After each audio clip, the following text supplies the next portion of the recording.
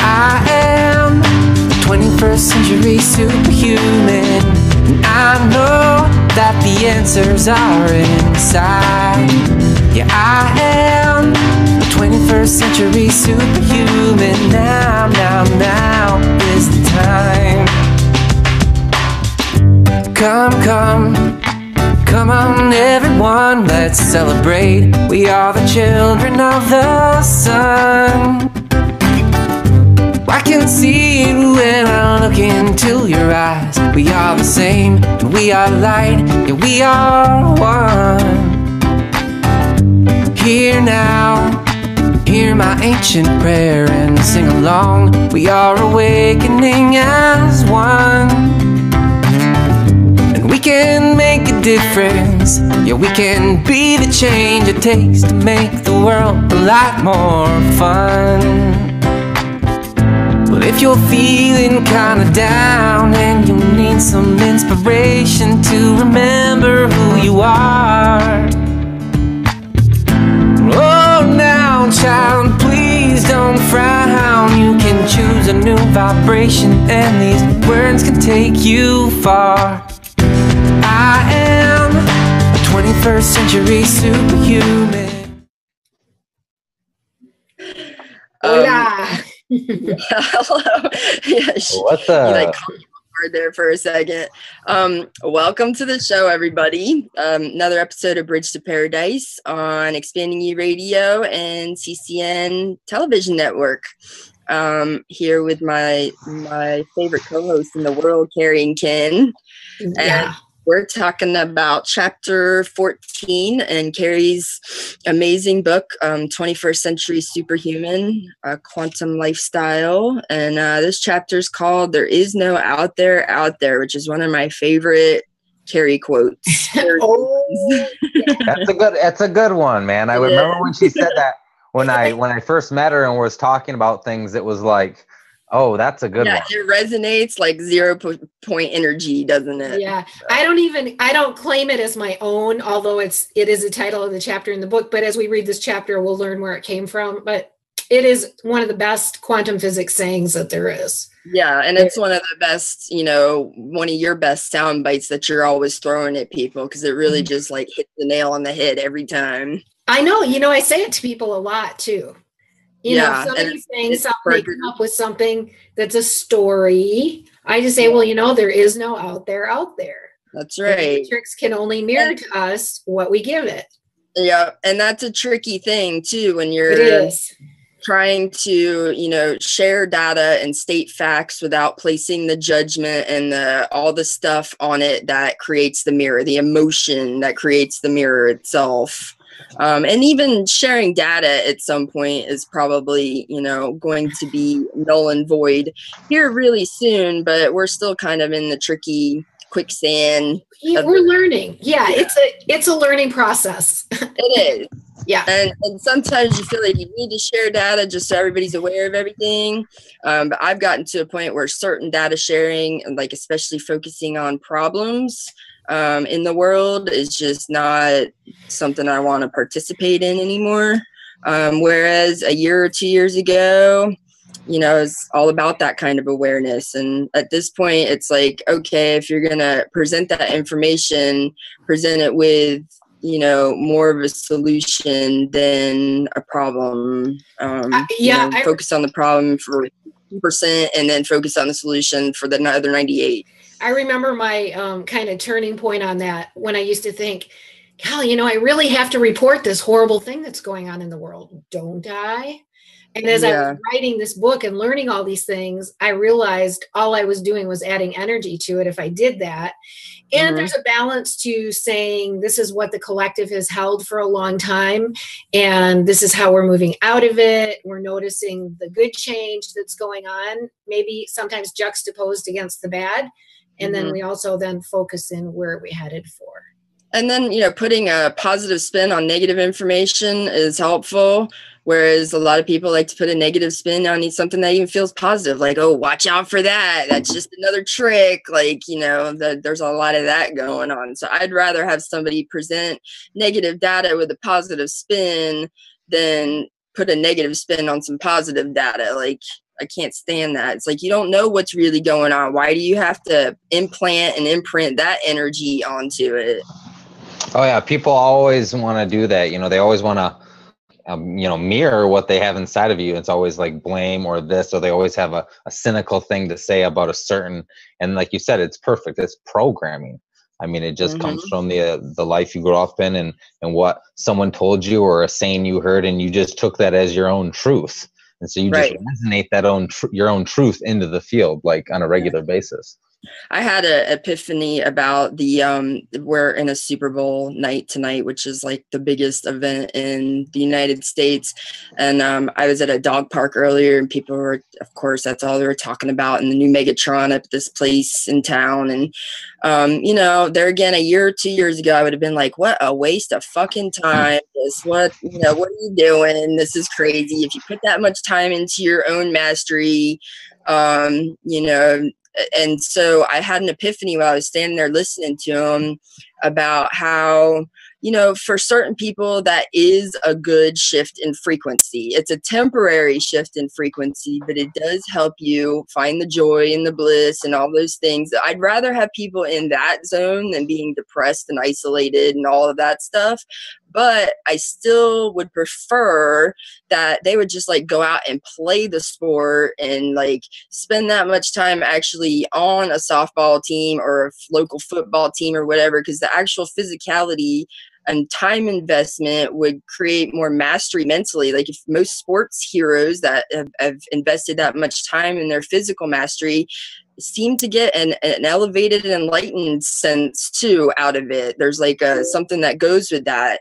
And of course, if you're investing that time into your emotional and mental mastery, you could just sit on a couch and get a lot out of it. But it's kind of a temporary shift that comes from that, not a permanent one. It is interesting. That's one of those events that I think the pulse measurer that Heart Math Institute made, that they put in the earth when the Super Bowl is coming through and people are getting really excited about it. It actually has a surge of energy. It's but a like you say, resistance. It's really the collective upscaling. Maybe people that are just really on some higher path, it would be downscaling to put time into that. But if people are upscaling, they're getting excited about something, enthusiastic, putting energy into it. Right.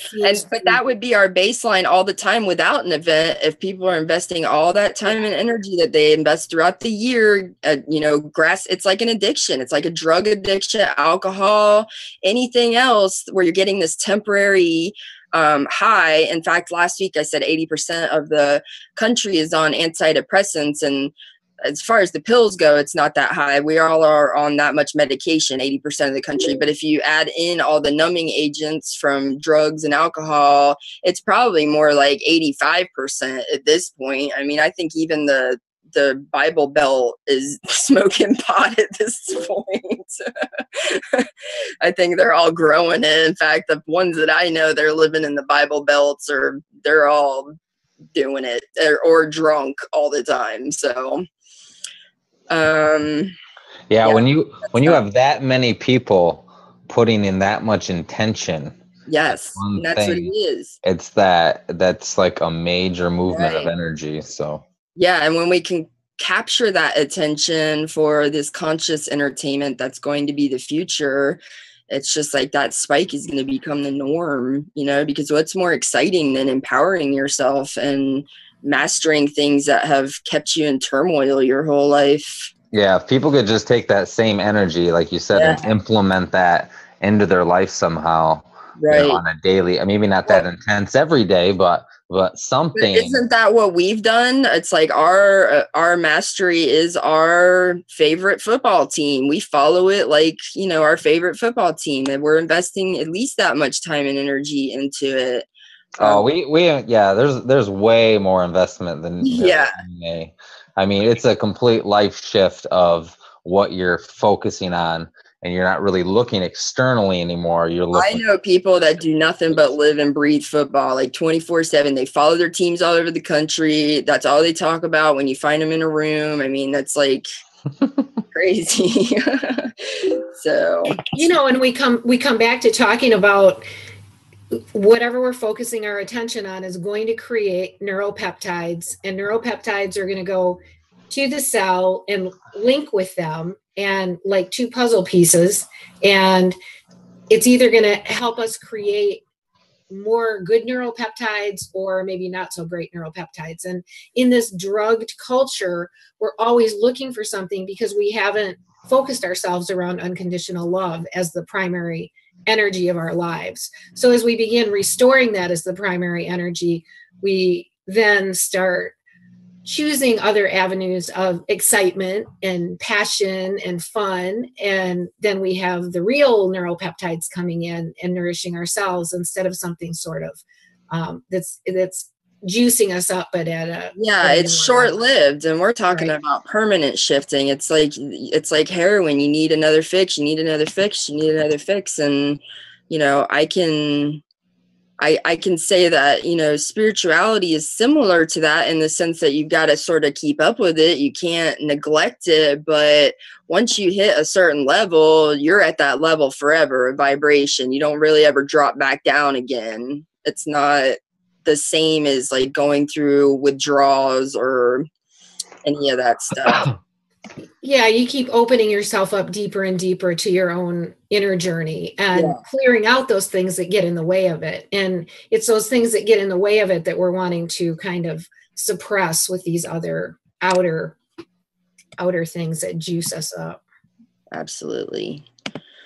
Okay, so I think I fixed the problem.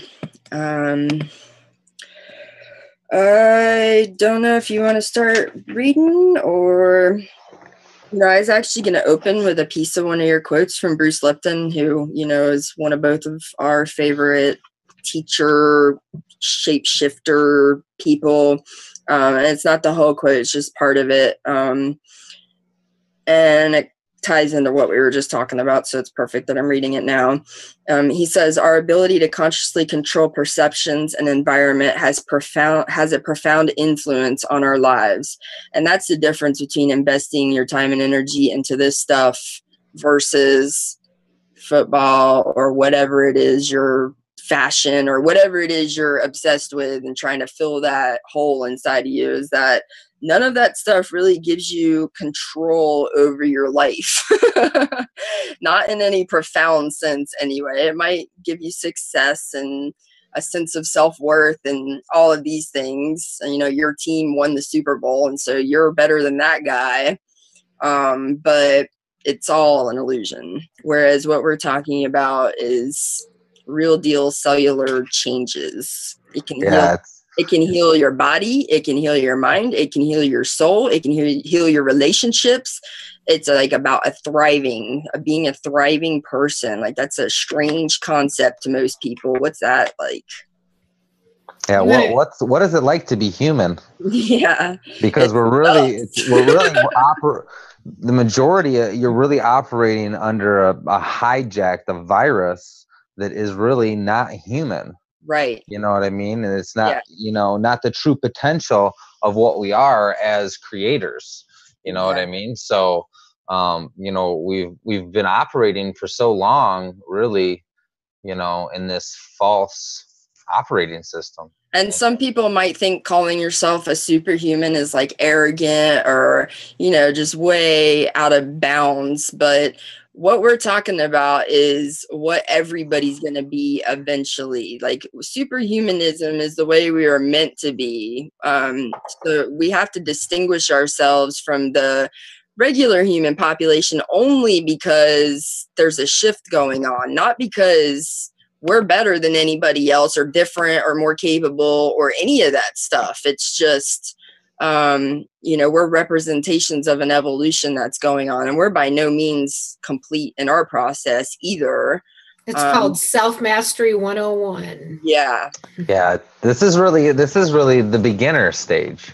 Yeah. I mean, in the process of self-mastery, it gets way deeper and way more vast. Right. But what we're talking about is just the beginning stuff, it's just getting started. And, everyone's in their own stage of self-mastery. So, Where Cary talks about the butterfly in here, and it is a Teal Swan quote about the butterfly becoming soup before it can, or the caterpillar becomes soup before it becomes a butterfly. Well, it reminded me of another thing that I used to talk about a lot with butterflies is there's these things that science identified in butterflies called imaginal cells. Like, who came up with that name? Was it a download from the universe, you think? Wow. And so these imaginal cells start telling all the other cells, like, okay, caterpillar, it's butterfly changing time. Like, we're going to be a butterfly and there's nothing you can do about it. And the caterpillar's like, no, I don't want to be a butterfly. That sounds scary. I don't want to be soup. I don't want to be any of that stuff. That sounds really freaking terrifying. Imaginal cells are like, it's going to happen. It has to happen. You were not ever supposed to stay a caterpillar. You're supposed to be a butterfly. And so just deal with it, tighten up. We're going to go get some wings. And here we are. I know. And so that used to be an option on planet Earth where you could learn to ascend and learn. And there's lots of people walking around that are doing crazy stuff. They're not putting it all on YouTube yet, but you'll find some crazy stuff on YouTube with some like monks floating over water. And, we've heard stories of all these ascended masters and what they could do. But this is a time when the imaginal cells have activated and they're like, humans, it's happening. Just ride it, get your wings, or we're going to make you into some really, really sour soup first. I intend to be a sweet soup and make it all happen really fast and effortlessly. But you can't do that really unconsciously. I wouldn't imagine, unless you're living from a heart space, just unconsciously, like you were just raised in that space without any resistance vibrations. And then I imagine it could happen pretty effortlessly. But for most of us, we were pretty programmed into the ego space. And it's going to be really painful to go through the butterfly process with all that resistance. And so we're here to help ease your suffering. Cami, that was incredibly well said. I love it. Okay, so I'm going to let you read then. Okay. All this clear research in quantum physics. And the research is clear, people, just to be clear. It is. So we are reading 21st Century Superhuman Quantum Lifestyle, and this is part 1, Shift of the Ages, when cosmic light and ancient texts meet quantum physics. And there's 4 parts to this wonderful book, or you can get it in the whole green 500-page version. And it is on Amazon, paperback and Kindle. And you can find us at our website, 21stcenturysuperhuman.com, which is under construction, hopefully getting done soon, where you can join us and learn about all kinds of cool things that are an outgrowth of this book. So we are in part 1, Shift of the Ages, chapter 14. There is no out there, out there. And this is by Stephen Davis, who wrote Butterflies Are Free to Fly, this quote. This is the only radical thinking you need to do. But it is so radical, so difficult, because our tendency is that the world is already out there, independent of my experience. It is not. Quantum physics has been so clear about it. Congratulations. For you who have made it this far, we're jumping in with both feet. We trust you've integrated foundational principles of 21st century superhuman quantum lifestyle, and they are making sense. Are you playing with this on a daily basis, breathing, smiling, and being in your reality in new ways based on your true design love? Are you noticing expanded perceptions about how you, as observer-creator, play a key role, calling into being all you experience as reality? We are now activating more brain cells to comprehend this, removing old thought emotional patterns left over from blame, fear, hostility, judgment, and control culture to rewire our neurobiology with clarity from the heart. Thich Nhat Hanh, Buddhist monk, says, "Thanks to impermanence, everything is possible." If anyone seems to be doing or saying something that makes your life more difficult, take a deep breath, step back, and notice. There is no out there, out there. Whatever is occurring is a result of a resonance carried inside of you. And Greg Braden tells us the matrix or the field can only return to us that which we give it. So this is a really exciting principle to get more deeply. This is Self-Mastery 101. As opposite as it is from how we've perceived things for millennia, welcome to how quantum reality works. This is how we live our lives. Something feels uncomfortable that someone else does or says. We go inside and ask, what am I feeling? What is the resonance inside of me? What goals do I have for this situation? Example, for the other person to be nicer. I cancel my goals for this situation and release it. I let go of the story. I breathe, smile, and center in love. I take responsibility. This is my energy creating this reality. I shift myself. I shift the entire situation. We know this is a big leap. We may also need to evaluate our nutritional soundness if we've used food, sugar, caffeine, alcohol, or drugs to numb ourselves. Our mind body may need nutritional support to hold these higher frequencies of thought. Our modern society is a pancreas adrenal culture, meaning we use stimulus and suppression to manage stress and our hidden pain. To take charge of our lives, it's essential that we follow healthy nutritional habits to sustain high energy levels and achieve new thought levels neurobiologically. And we cover this in part 4, body, and at our website. We may consider blaming our genetics. For 100 years, scientists thought DNA contained a blueprint for how our lives are structured. Yet Bruce Lipton, in the new field of epigenetics, above the genes, tells us what's emerging beyond genetic determinism. And this is by Bruce Lipton. Firstly, the new knowledge of how perception controls biology reveals that we are active participants in controlling the character of our health and behavior. Our ability to consciously control perceptions and environment has a profound influence on our lives versus the old belief system where we are victims of forces outside of our control. Secondly, when we live in the here and now, present all the time, and actively exercise our consciousness to run the show, we create the life we want, and it becomes heaven on earth.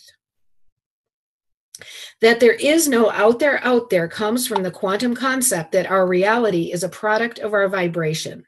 Although there appears to be an out there, it actually is a product of our attention, as the field can only mirror what we give it. And this may be conscious or unconscious attention. We've been talking about this a lot through the book. Even among those who understand this, we discover more daily how this plays out in life.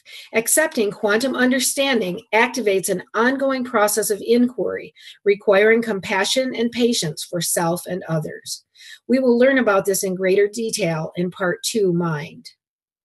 Michael Beckwith says, we live at the threshold of a universal recognition that the human being is not mere matter, but a potent, energetic field of consciousness. Modalities of the past millennium are quickly giving way to breakthrough technologies wherein we heal ourselves at the level of all true healing, which is spirit. Anybody want to jump in? I mean, I had some notes further up about, the whole let go of the story, and how your energy is creating the reality and taking responsibility. And I remember when I first got this concept, I had, I don't remember what triggered it, but I had this, just sudden shift of like, somebody called me something, I think something just ridiculous, trying to get under my skin. And I just started laughing. And I realized that, prior to that, it was something like just really awful, like you shouldn't say to people. And I'm not one to have those kinds of exchanges with people anyway. I've always kind of taken responsibility for what comes out of my mouth. And I remember laughing in the moment, and they were so confused as like why I thought that was funny. And I just remember thinking, oh, this is what they've been talking about, what I've been seeing in psychological research and all of these things about how in quantum physics, about how these vibrations resonate within you is the only reason anything comes up in the reaction. And so I started thinking about how, you know, the whole black versus white kind of thing. Like if somebody called me a black pedo, gold digging clown, I would just find that hilarious because I don't resonate with any of those things. Like, what are you talking about? You're being ridiculous right now. But other people who may have issues with that inside of them would absolutely react to some of those characterizations. And so in the whole black versus white thing, of course, there's a lot of cultural conditioning that goes behind those reactions. But for the most part, you don't have people reacting to being called a honky.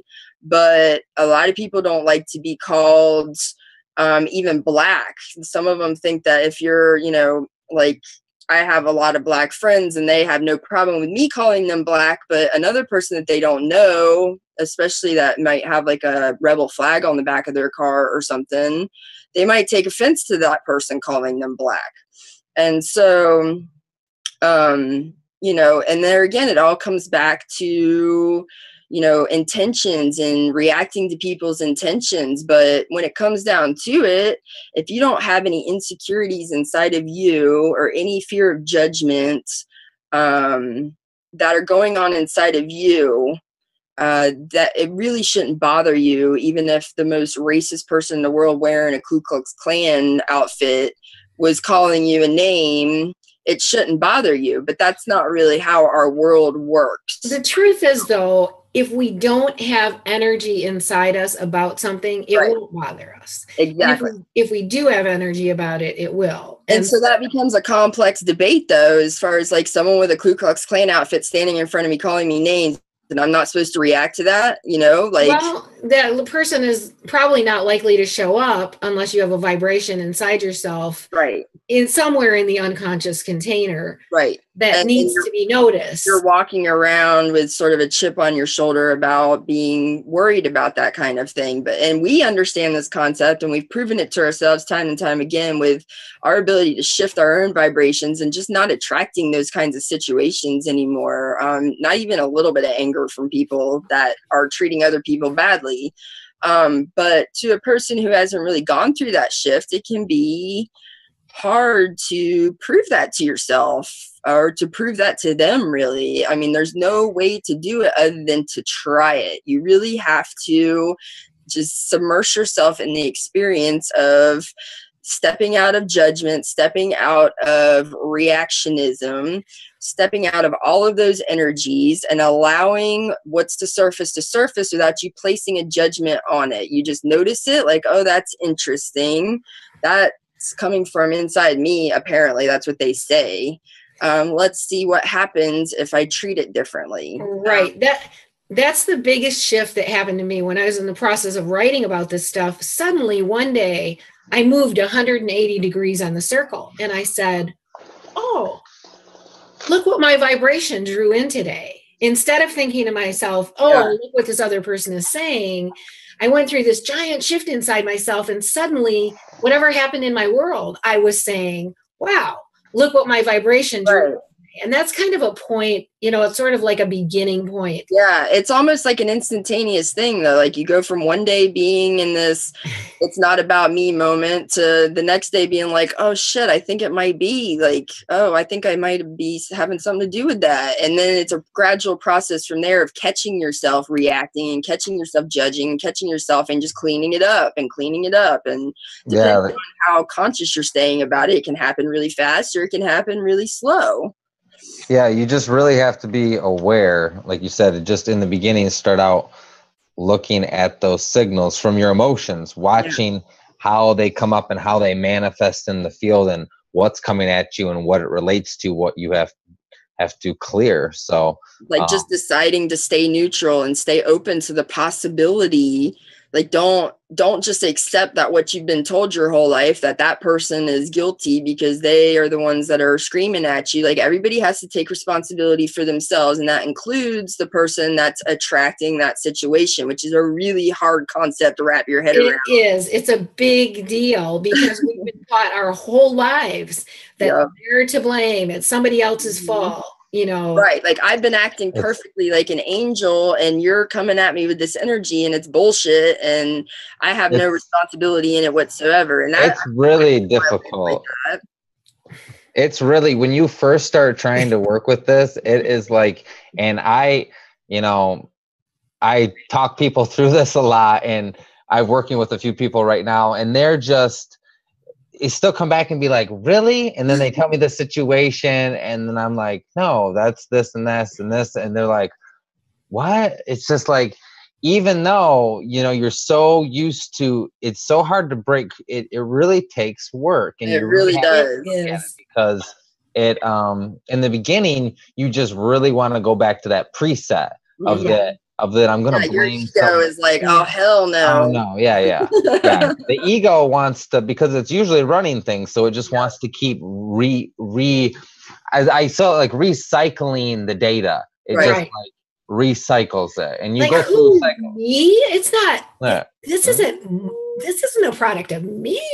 Right. And even if it is, if you're getting in a combative situation where you're just like ping ponging insults back and forth to each other, you have a right to act that way because they disrespected you and like all that crap. That comes. It is really an old paradigm that we're kind of shifting ourselves out of. And it's probably the biggest step, I think. Right. It is. It's the first step in it. Another thing that helped me get over that was, would you talk to a 3-year-old that way? And what changes the way you talk to a 3-year-old? It's about the authenticity thing that we always talk about being so important, because until you're being fully authentic, you're not being fully human. You're being programmed, you're in the matrix. But if you went and talk to a 3-year-old that way, whether it be self-talk or the way you're talking to somebody else, would you talk to a 3-year-old the way you talk to yourself? Like, you're such an idiot, you're so stupid, I can't believe you did that. Like, why would you talk to yourself that way? And if you went and talked to a 3-year-old the way you talk to your husband, why would you talk to him that way? At what age does it become okay to treat somebody like they're not innocent and broken and learning and growing and doing all the things that a 3-year-old's doing? We just give them a pass on it. Like, they throw temper tantrums and we give them a pass because they're just 3 and they're growing. And that epiphany hit me hard when I had that one time too. Like, what is the difference between me and a 3-year-old that makes you think that talking to me is okay like that? And what's the difference between you and a 3-year-old that makes me think that judging you for talking to me like that is okay? It's really kind of a discipline that we have to create too, because when something is coming at you or something is appearing in your world, because it isn't really coming at you, but something appears in your world, it really takes kind of holding our space and going inside and saying, okay, breathing and smiling. There is a vibration inside of me that is this situation is a product of.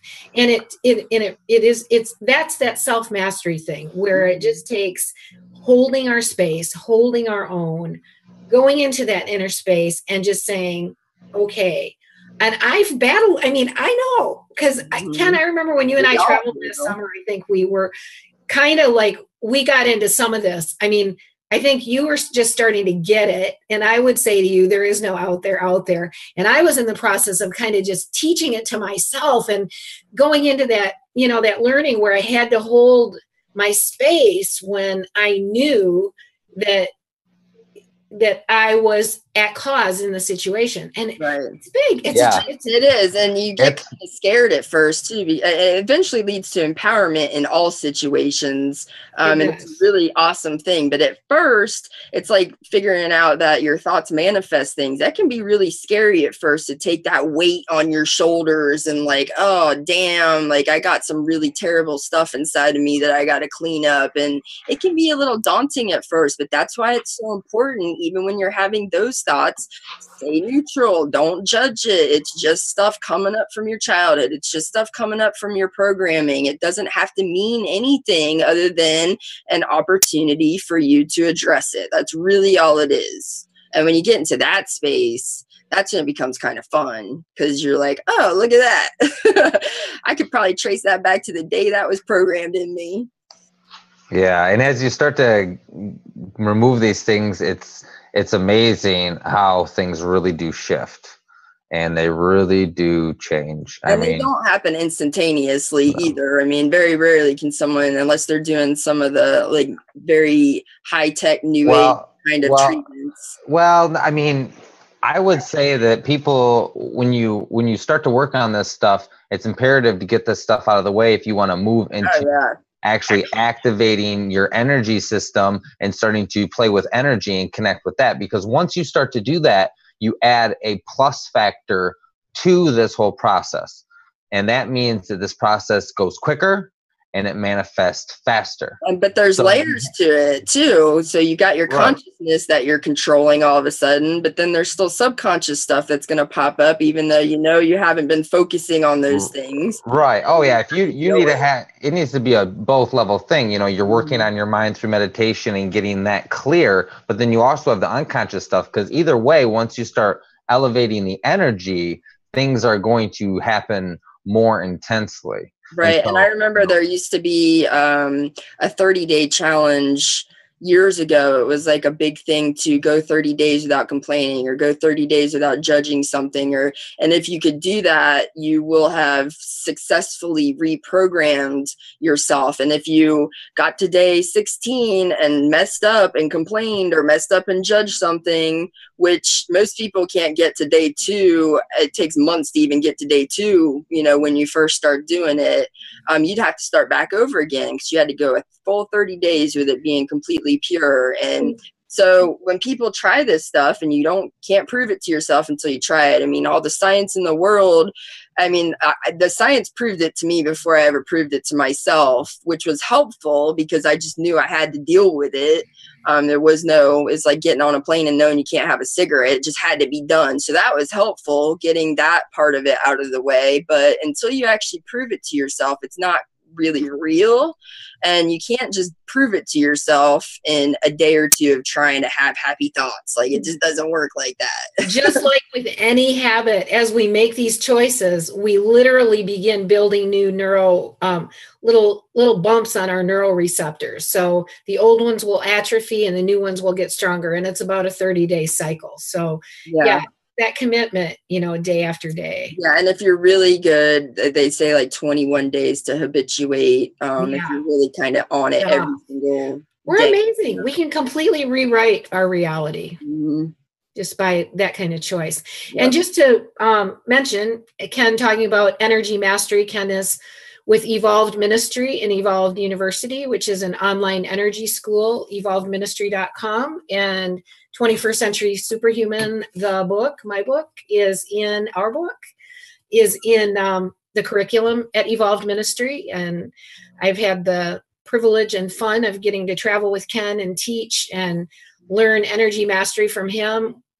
Many things that I practice on a daily basis. And he's gotten to learn about the book from me. And we're so excited because we're getting ready to bring forth a bunch of teaching online that anybody can tap into and begin learning these things right from home. And we're going to start playing some of the cool kinesis videos for our break stuff. Yeah.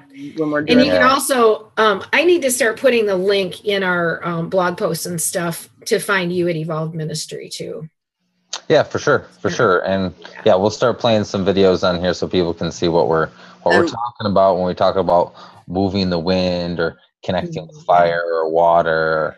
And as we get this clarity in ourselves of realizing that this world around us is an effect of us rather than us being at the effect of it, we become greater masters at connecting with the field, with the energy. Absolutely. And before you start reading again, one of my favorite quotes around all this stuff that I think had a big impact on me when I was going through this is, I think it's a Wayne Dyer quote, but I'm not positive. He didn't take it from somebody. But it's, when you change the way you look at things, the things you look at change. Oh, yeah. It's in the book. Yeah. Everything. I'm sure. Yeah, for sure. Whether you look at something negative or positive, you're going to change it just by observing it. And so it's more palatable than you've been led to believe. Yeah, and the feedback you get is totally dependent on the energy you put into that. So the more you change your thinking, the faster the feedback will be proving to you what's going on. The slower you change your thinking, the slower the feedback will be. And then these times where the imaginal cells are working in our favor. I love that. The imaginal cell. Yeah. That's great. That's it's a lot easier now than it ever has been to get the feedback. So it takes a lot less effort to prove all of this stuff to yourself, not to mention how much more science there is. I mean, we love your magical wit. I don't claim to own any of these thoughts. I just tap into something greater than myself, for sure. You do.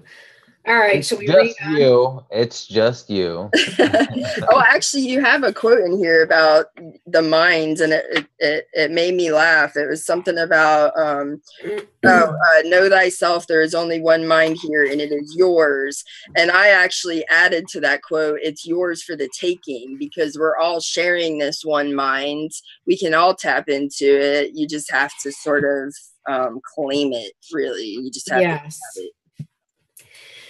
Removing ourselves from victimhood, we become aware that telling stories of how so-and-so did this or that to us is a denial pattern.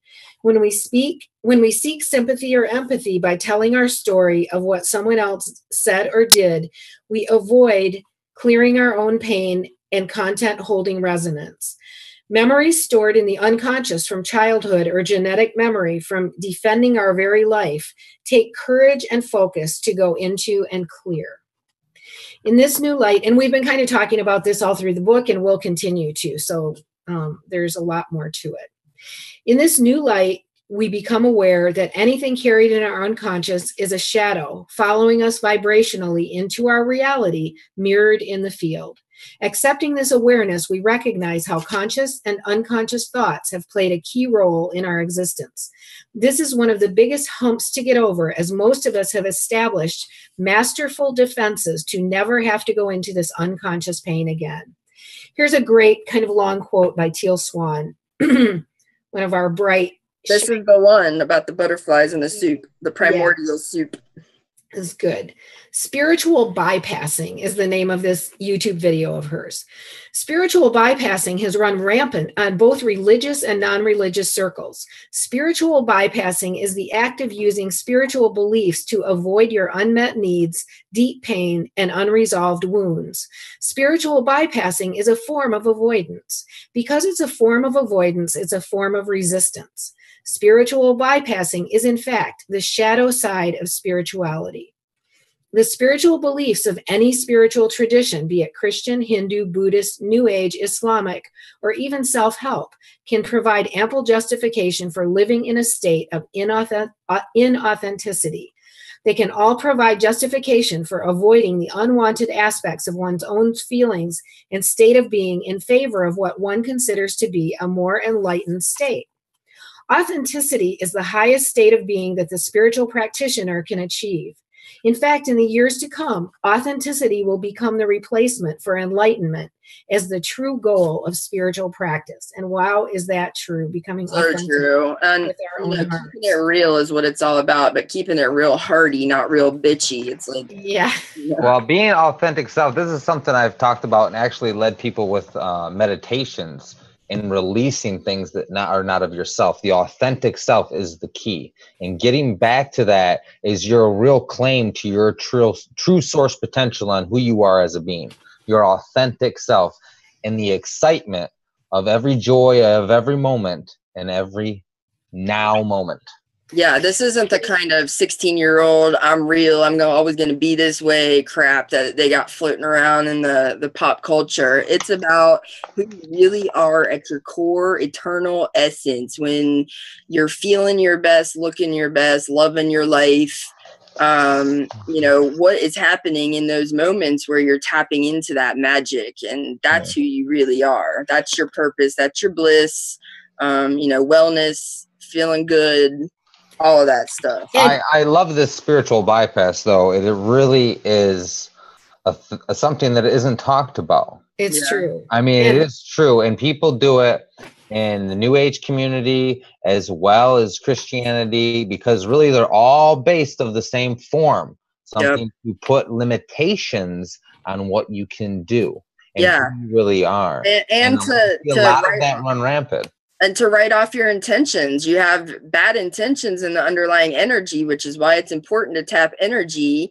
But you're justifying it because it's the moral whatever, you know, and so it's a really important concept. You know, I think what it goes back to is we've sacrificed so much of ourselves. I call it the ancient slave species culture. And, you know, we've sacrificed so much to not be punished. You know, the blame, fear, judgment, hostility, and control have kept us in this sort of like suppressed state. And so to wake up and go, who is the truth of this being that I am? Can I speak my truth? Can I express my joy? I mean, this is powerful. And there's so many ways that we kind of just slough that off first. Yeah, and that happens over time too, where you just stop caring about the judgment and all of that stuff. Right. So this is what we're waking up to move beyond. In Teal's point here. The journey of life is not always a journey of bliss. Sometimes, and this is still Teal speaking, sometimes the journey through life leaves you curled up on the floor in tears.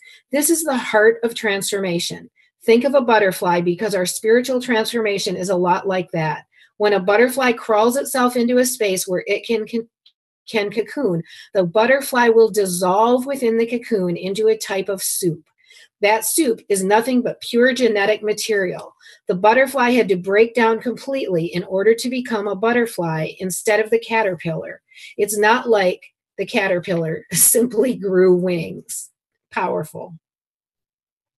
Spiritual bypassing is a societal epidemic established on thousands of years of blame, fear, judgment thinking, buried in collective and personal unconscious. Once faced head on with tools we teach here, unwinding it is the release that brings true freedom. As we continue with the 21st century superhuman journey, we learn to courageously and effectively clear self-defense patterns residual from childhood punishment and ancient genetic memory. And this is deep, the ancient genetic memory. I mean, when you think of the cultures some of us have come from, you know, in our ancient heritage. As unconscious patterns are removed, so is resonant shadow creator energy from the field, and we move clearly into creation from love. There is no escape from this new knowledge. We can go to work at our job, get coffee, sit at home, have dinner, watch TV with a beer or a glass of wine to relax, and settle for things as they are, or we wake up to awesome awareness we cannot ignore. Every thought, every emotion plays an absolute role in every detail of our lives and in our surrounding world as well. Only as we make a pact with ourselves to release our deepest pain and express our greatest joy do unspoken shadows dissolve and quit running our lives. And this is by Alan Watts. If you awaken from this illusion and understand black implies white, self implies other, life implies death, or shall I say death implies life, you can conceive yourself. We are intrinsic to the entire hologram. Shifting ourselves, we shift the whole. The universe is patient with our process. We each grow into and absorb these new things at our designated rate of speed. There is no right, wrong, good, bad, or any judgment on our journey. We become as we become. The sooner we honor our inner voice and heed inner guidance, the more empowered and vital our lives become.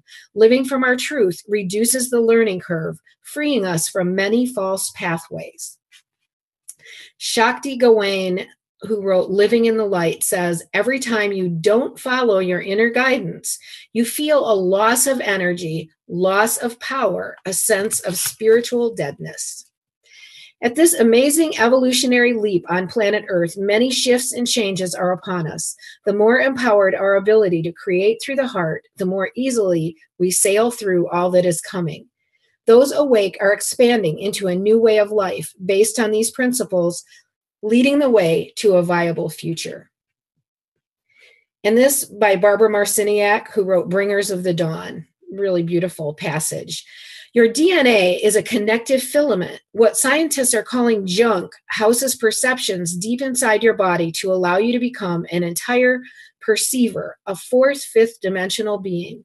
This awakening DNA allows you to change your eyesight, your hearing, increase lifespan, etc. This dormant part of your DNA that baffled the scientists is now coming to life. As DNA helixes come to full activation, there is an awakening of inner knowledge going beyond what the person has been taught. This inner knowledge is knowledge of self that says there is much more than this physical world. Imaginal cells. Believe it, know it, understand it. And there's nothing you can do about it. I'm so happy we're living in this time and space where there's nothing you can do about it. It's happening. The connection, it's out there. Yeah. Yes. I mean, this is so unbelievable. The wave is coming through. Oh yeah, I just get so excited just to think about, you know, this stuff and people like waking up to these ideas, because I mean, it was so amazing for me when it happened. Like the fact that I could move energy, the fact that I learned everything about my system, and I could actively participate in my body's health and wellness. And I could actively participate in the energy all around, the ambient energy, and then learn how to create energy and engineer it.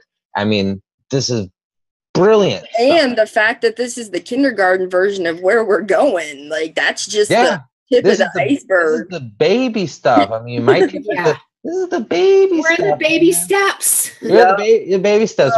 Wait till you get up here. You're going to be looking at that and being like, whoa. Wait until the wings pop out of your back and all your DNA is activated. And like, we're entering we won't need wings. No, that's a metaphor. That's right. Butterflies only, but we're going to be able to do anything and everything that we literally put our mind to when all of those strands are activated. Those are the metaphorical imaginal cells coming online. Oh yeah, for sure. I mean, once you're totally turned on, I mean, it's endless what you could possibly do to your structure here and the environment around you. It's like space age movie stuff, you know. And I'll insert here, I believe we were never designed to experience death, and that is a product of this civilization that's lived outside of love. So we have much. I mean, we have the ability to teleport, flying saucers are vehicles of consciousness. I mean, be healed in an instant. All right, guys, come on, let's get this basic stuff, because it is taking us for a ride. You know, what if we weren't living in a time and space and this was going to happen to everybody, though? Would you guys have already checked out and been like, sayonara to your family? Like, I'm going to go live on this island with all these other people. If you didn't know that they were all going in the same place, I think I might have given up. Those of you who understand higher realms have felt very alone here upon the planet. Is that what you're saying, Cammie? Yeah, I mean, that's what I'm saying. Like, Jesus just did it all by himself with all of these freaking crackers.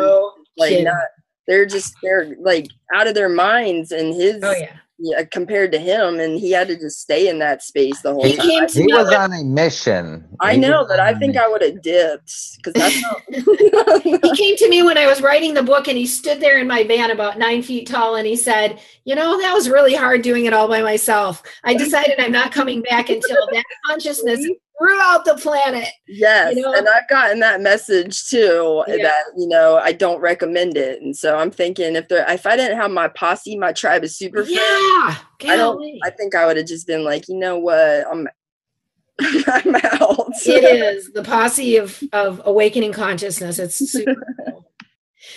There are now millions like you forming a tremendous support group. You are beginning to meet and find one another, and you are beginning to thread your consciousness, one fine silk strand with other strands of consciousness. You will see a most beautiful creation come together without great effort, because it is part of a plan and you are moved to do certain things.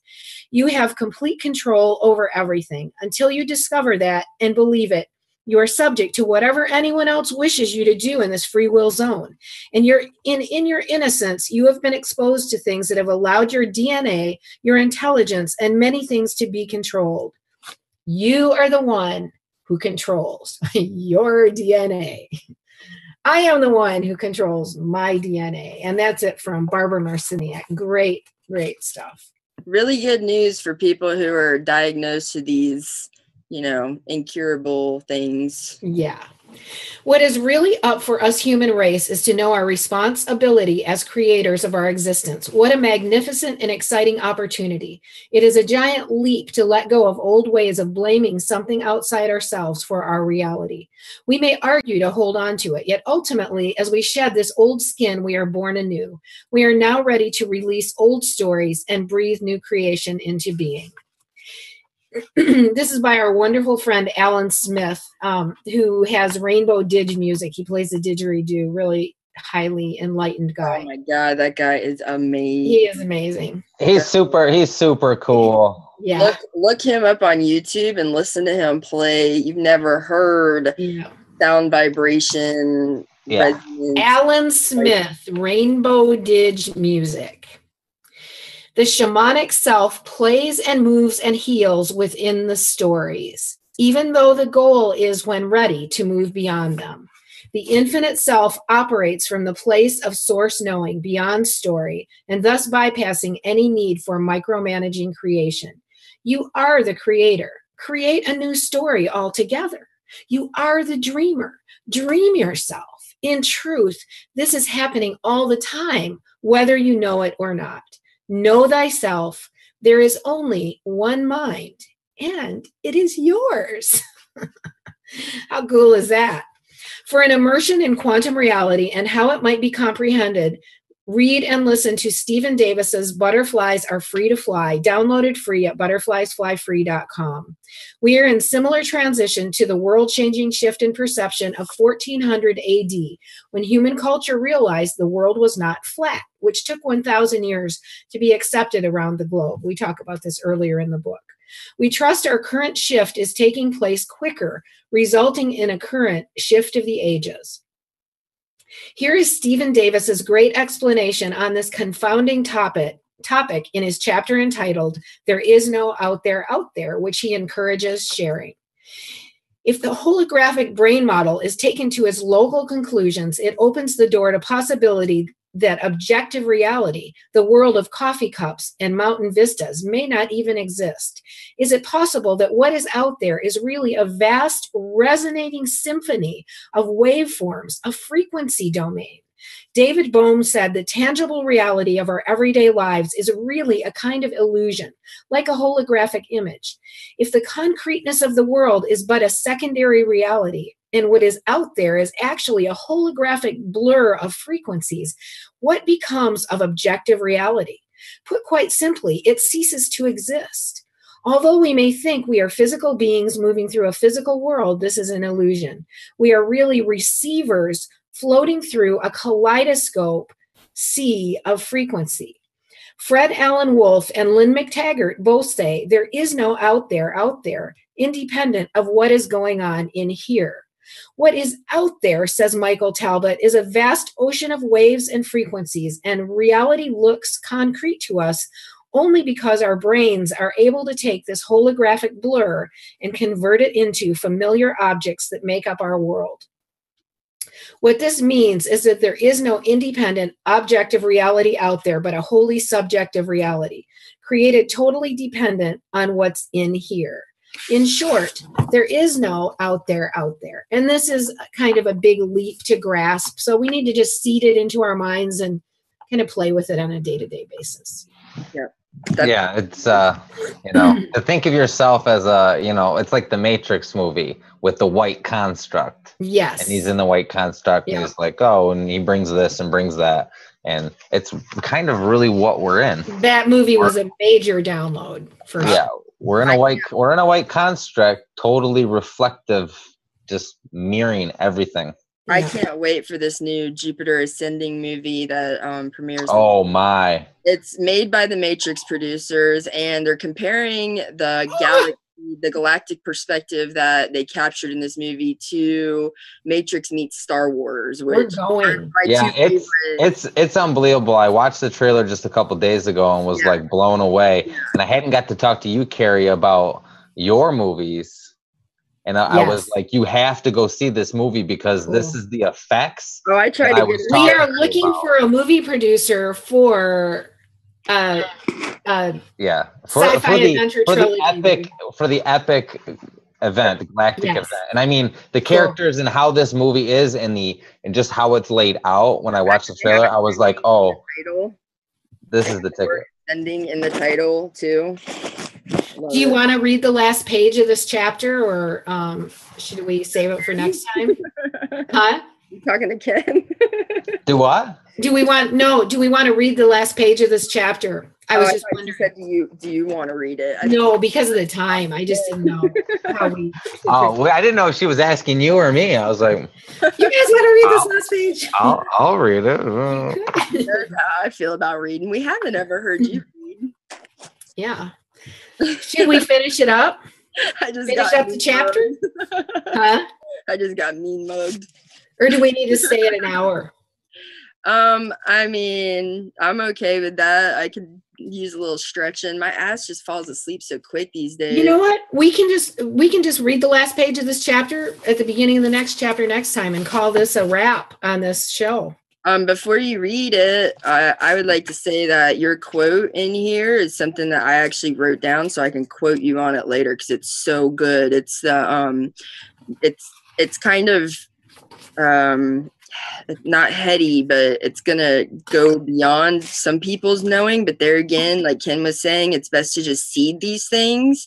You just plant the seed, let it get watered, let it get watered, let it get watered, and then one day you're gonna have a flower in your head and it's gonna smell like roses. It's true. It is true. So this quote, hold on, you wrote planting from seed. anybody else. This is Cary right here, and it's freaking brilliant. Know your own creative essence, for no one but you is able to fulfill your unique purpose. You came here to express. Commit to living as the being you truly are, beyond compromise for society or family. Vibrantly express your resonance in the world. I am just going to be tossing that around. And people, yeah, I say that every day to everybody I talk to, just about. Yep, it's good stuff. Well, should we meet up again? Same time, same station next week? Yeah, and who's our guest this Friday? I think Cecily. I mean, it's Valentine's Day the following day. It's Friday the 13th. So I think we're going to do the goddess energy, the feminine. Oh, cool. Now, this Friday is the 6th, isn't it? That's in Jupiter, right? No. Oh, yeah. I'm like 2 weeks ahead. Yeah. So are we guestless at this point? No, we're going to surprise. I don't know. Is Michael Grubb an option? I'll talk to Grubb. And yeah, let's see if we can. Daniel, we could do the conscious gardening too. Yeah, or Daniel. I'll hit them up this week and I'll give them a call. Cool, awesome. And that's the day that Jupiter Ascending comes out. So yeah, IMAX time. Yeah. IMAX for that one. I think so. Are you going back to Tampa on Thursday? I don't know. We'll see. I'll stick around for the movie. I'll go by myself before I go with some 3D people to watch that one because I just want to be able to be like, did you what they're doing? You guys, I'm so grateful you two are my posse. I just love it. It's so much fun doing these shows with you. Yeah, you're okay too. And Biggie too. All right. Love you guys. Okay. Love you guys out there too. Adios. See you later. Yeah. Have a great week.